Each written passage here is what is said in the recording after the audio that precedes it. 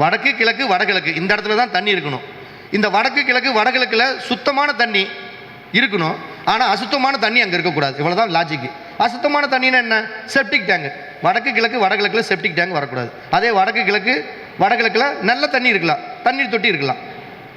அப்போ இந்த செப்டிக் டேங்கை எக்காரணத்துக்கு கொண்டும் தென்மேற்கு மூலையிலையோ அக்னி மூலையிலையோ அல்லது வாயு மூலையிலையோ பர்டிகுலராக போடவே கூடாது. நான் சொல்கிறது அதனுடைய டெட் எண்டு பாயிண்ட்.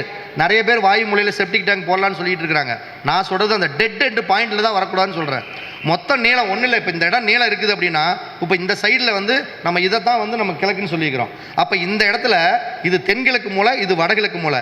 இந்த இடம் ஒரு 100 அடி இருக்குது அப்படின்னா இந்த 50 அடியை 4 திசைக்கு பிரிங்க. மொத்தத்தில் ஒவ்வொரு பக்கமும் 4 திசை இருக்குது. இந்த வாஸ்துல 16 திசை இருக்குது. 16 திசையில் இந்த மூலை வடமேற்கு மூலைனா வடக்கு பார்த்துக்கிட்டு இருக்கிறனால இதுக்கு வடக்கு வாயுன்னு பேர். இந்த வடக்கு வாயுவை விட்டுட்டு ஒரு 12 அடி விட்டுட்டு 2வது 12 அடியில் போடுங்க அப்படின்னு தான் நம்ம சொல்கிறோம். அப்படி போட்டவங்க தோத்த மாதிரி சரித்திரமே இல்லை.